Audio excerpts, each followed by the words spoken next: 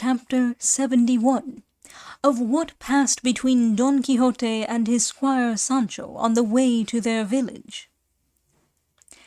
The vanquished and afflicted Don Quixote went along very downcast in one respect, and very happy in another. His sadness arose from his defeat, and his satisfaction from the thought of the virtue that lay in Sancho, as had been proved by the resurrection of Altisidora, though it was with difficulty he could persuade himself that the love-smitten damsel had been really dead. Sancho went along anything but cheerful, for it grieved him that Altisidora had not kept her promise of giving him the smocks. And turning this over in his mind, he said to his master, "Surely, señor, I am the most unlucky doctor in the world. There's many a physician that, after killing the sick man he had to cure, requires to be paid for his work, though it is only signing a bit of a list of medicines that the apothecary and not he makes up, and there his labour is over. But with me, though to cure somebody else costs me drops of blood, smacks, pinches, pin-proddings, and whippings, nobody gives me a farthing. Well, I swear by all that's good, if they put another patient into my hands, they'll have to grease them for me before I cure him. For as they say, it's by his singing the abbot gets his dinner, and I'm not going to believe that heaven has bestowed upon me the virtue I have, that I should be dealing it out to others all for nothing."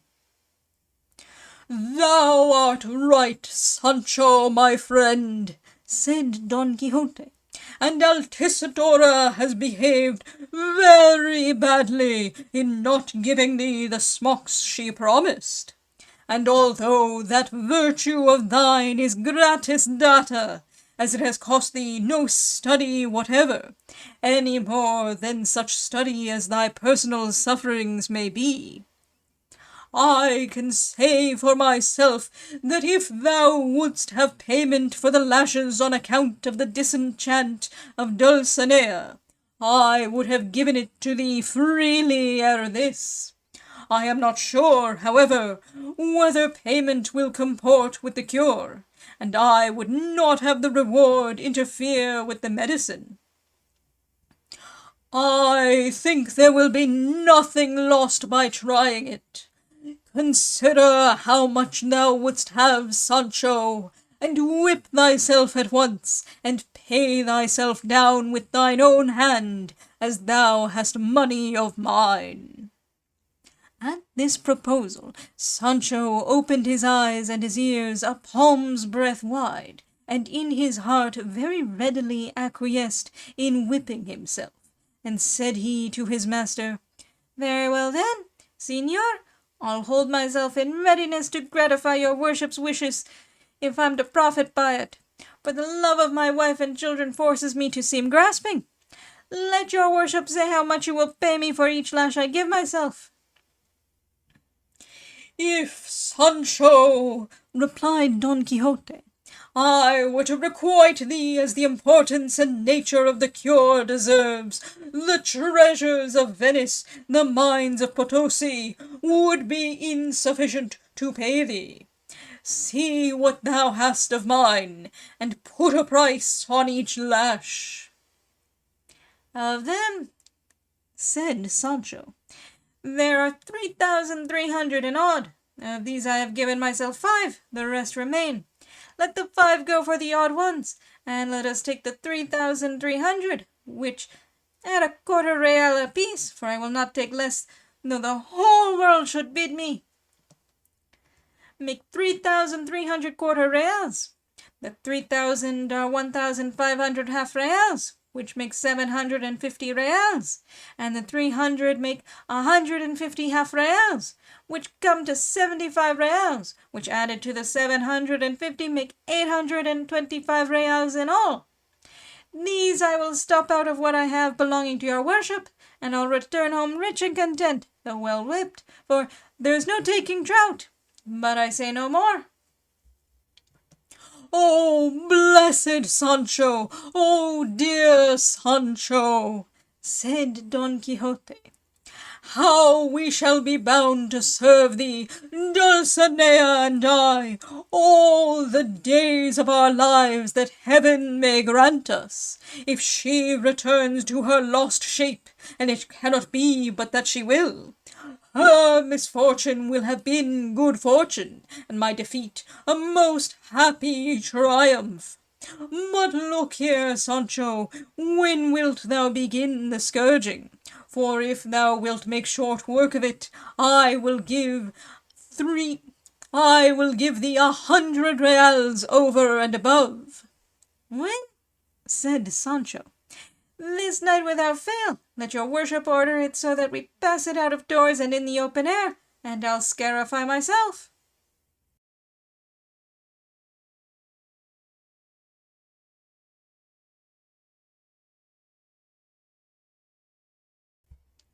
Night, longed for by Don Quixote with the greatest anxiety in the world, came at last, though it seemed to him that the wheels of Apollo's car had broken down, and that the day was drawing itself out longer than usual, just as is the case with lovers, who never make the reckoning of their desires agree with time.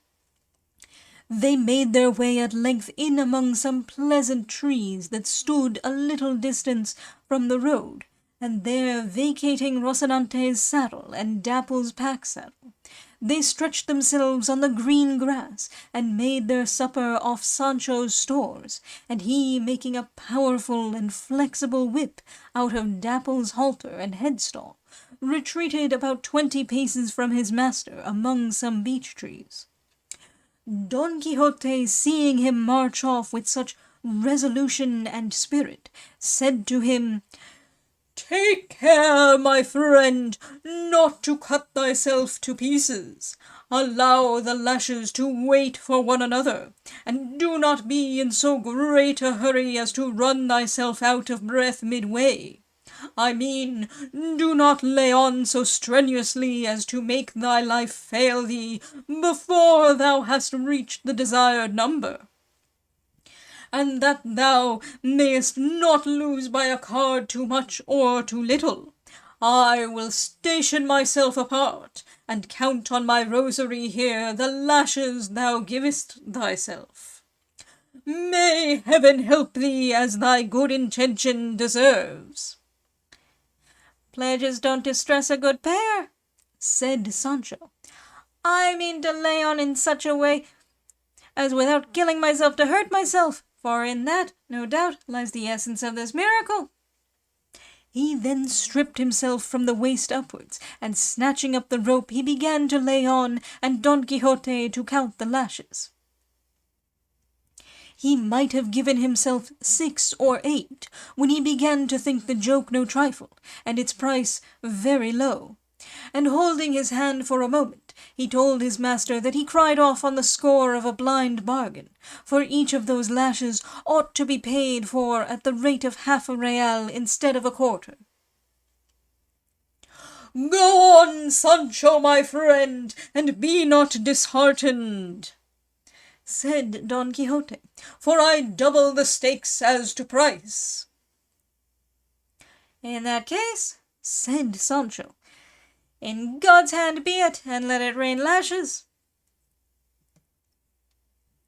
But the rogue no longer laid them on his shoulders, but laid on to the trees, with such groans every now and then that one would have thought at each of them his soul was being plucked up by the roots.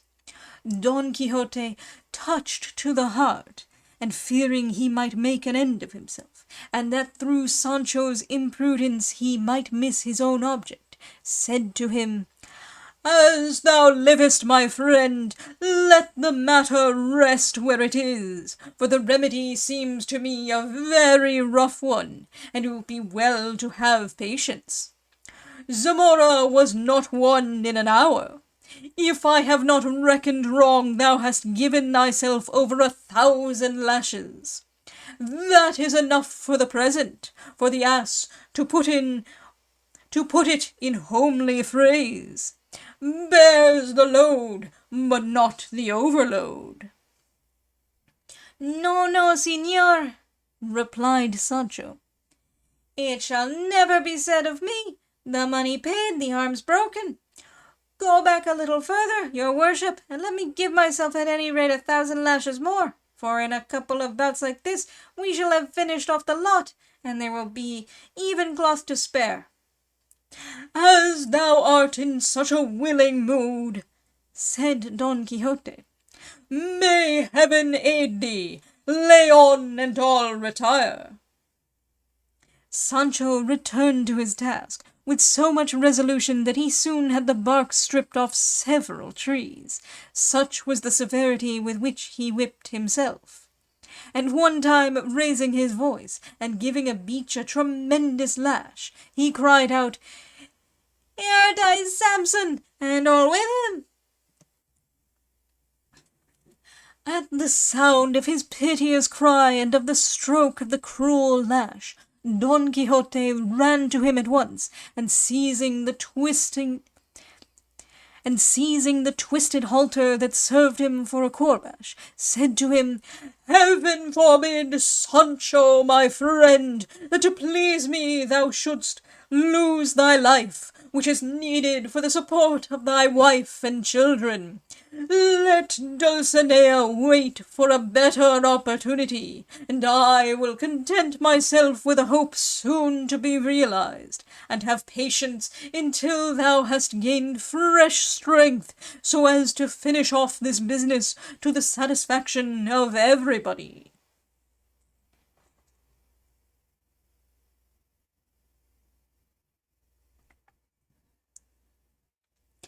"As your worship will have it so, señor," said Sancho, "so be it. But throw your cloak over my shoulders, for I'm sweating and I don't want to take cold. It's a risk that novice disciplinants run." Don Quixote obeyed, and stripping himself, covered Sancho, who slept until the sun woke him. They then resumed their journey, which for the time being they brought to an end at a village that lay 3 leagues farther on. They dismounted at a hostelry which Don Quixote recognized as such, and did not take to be a castle with moat, turrets, portcullis, and drawbridge. For ever since he had been vanquished, he talked more rationally about everything, as will be shown presently. They quartered him in a room on the ground floor, where in place of leather hangings there were pieces of painted serge, such as they commonly use in villages. On one of them was painted by some very poor hand the rape of Helen, when the bold guest carried her off from Menelaus, and on the other was the story of Dido and Aeneas, she on a high tower, as though she were making signals with a half-sheet to her fugitive guest, who was out at sea flying in a frigate or brigantine. He noticed in the 2 stories that Helen did not go very reluctantly, for she was laughing slyly and roguishly, but the fair Dido was shown dropping tears the size of walnuts from her eyes. Don Quixote, as he looked at them, observed, "Those 2 ladies were very unfortunate not to have been born in this age, and I unfortunate above all men not to have been born in theirs. Had I fallen in with those gentlemen, Troy would not have been burned or Carthage destroyed, for it would have been only for me to slay Paris, and all these misfortunes would have been avoided."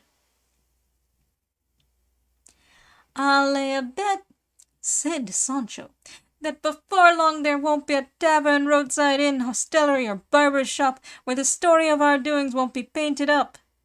But I'd like it painted by the hand of a better painter than painted these."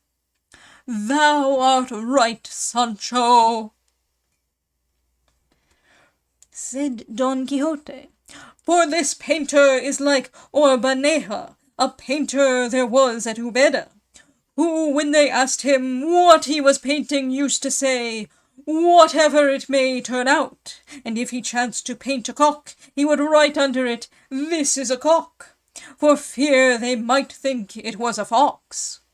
The painter or writer, for it's all the same, who published the history of this new Don Quixote that has come out, must have been one of this sort, I think, Sancho, for he painted or wrote whatever it might turn out, or perhaps he is like a poet called Mauleon, that was about the court some years ago, who used to answer at haphazard whatever he was asked, and on one asking him what diem de Deo meant, he replied, de donde diere. But putting this aside, tell me, Sancho, hast thou a mind to have another turn at thyself tonight, and wouldst thou rather have it indoors or in the open air?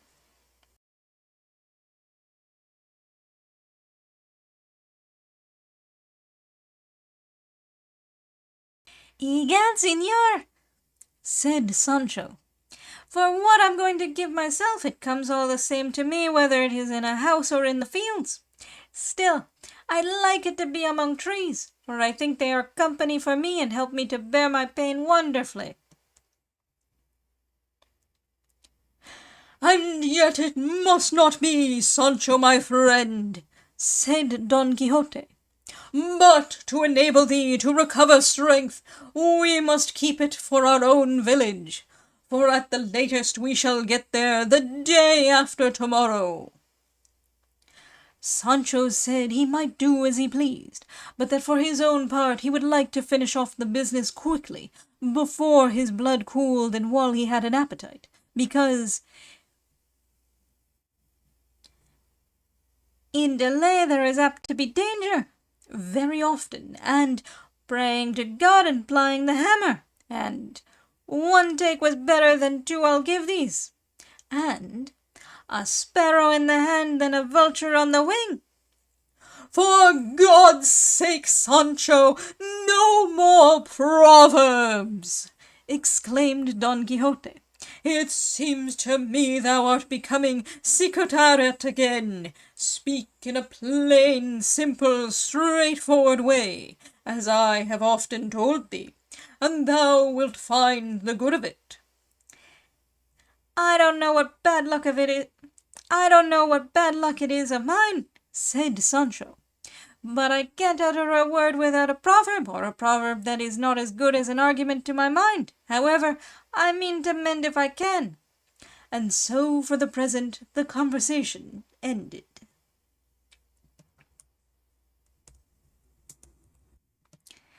It's by his singing the abbot gets his dinner.